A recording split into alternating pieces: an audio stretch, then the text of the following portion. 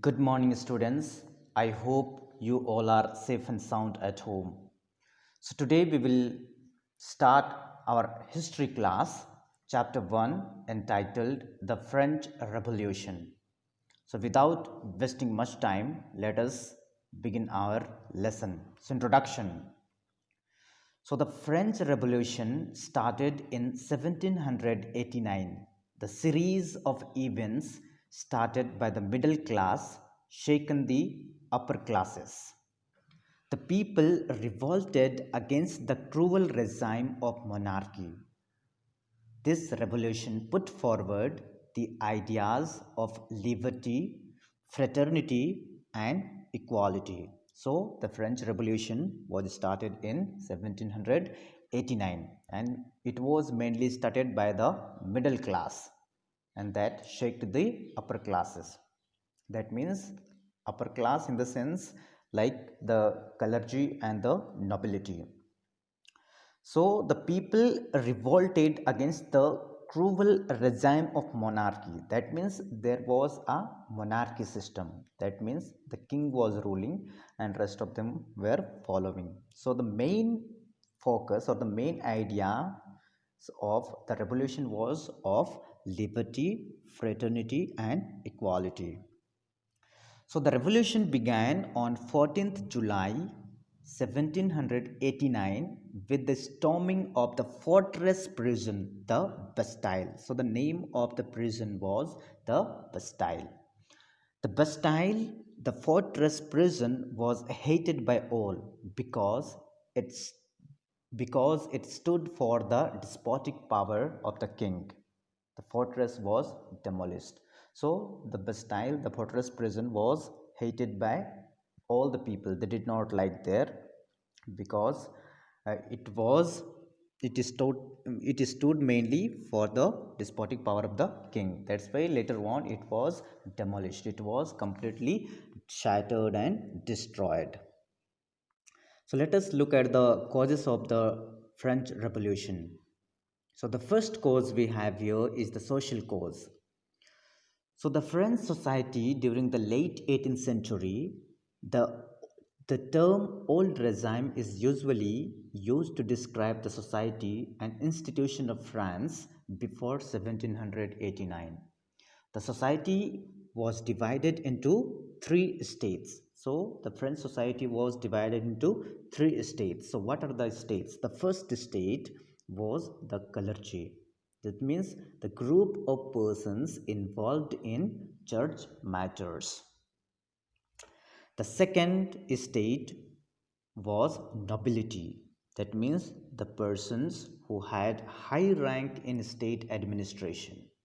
The third state was comprised of big businessmen, merchants, court officials, lawyers, peasants and artisans, landless labor, servants, etc. So the first two classes, that means the clergy and the nobility, were exempted from paying taxes. They enjoyed privileges by birth. Nobility classes also enjoyed feudal privileges. So here the two classes, that is clergy and the nobility, they were exempted from paying the taxes. That means they were not paying any tax. Only the third state they were paying the tax.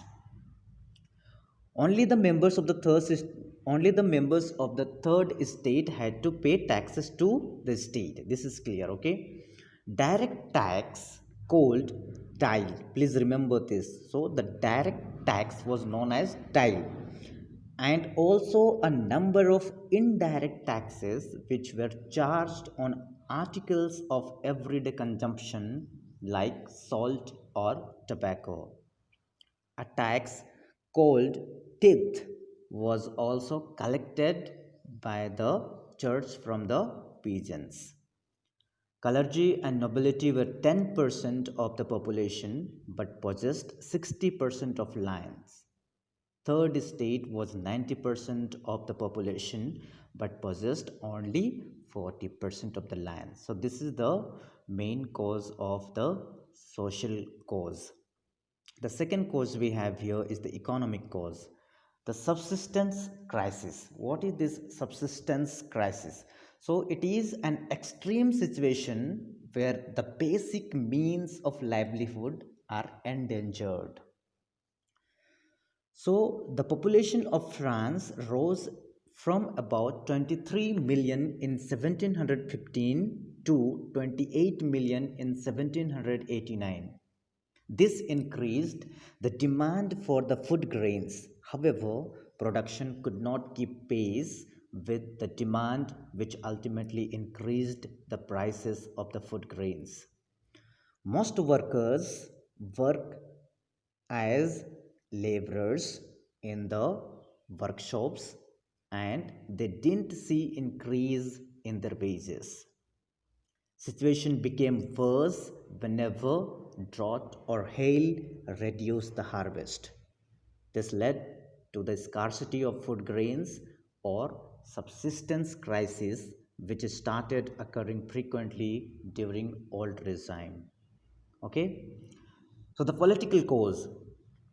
Louis XVI came into the power in 1774 and found empty treasury.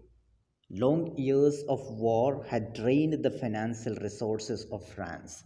So when Louis XVI came into the power, there was nothing left. Everything was drained and it was a kind of bankrupt nation.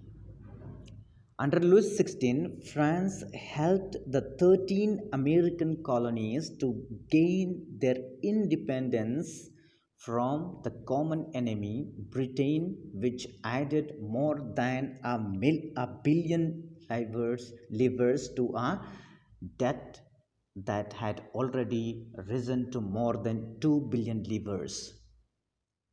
An extravagant court at the immense palace of Versailles also cost a lot. To meet its regular expenses, such as the cost of maintaining an army, the court, running government offices or universities, the state was forced to increase taxes. So these are the three main causes that occurred during the French Revolution: the social cause, the economic cause, and ultimately the political cause. So I hope you have understood the introduction and the causes of French Revolution. For time being, thank you and have a nice day.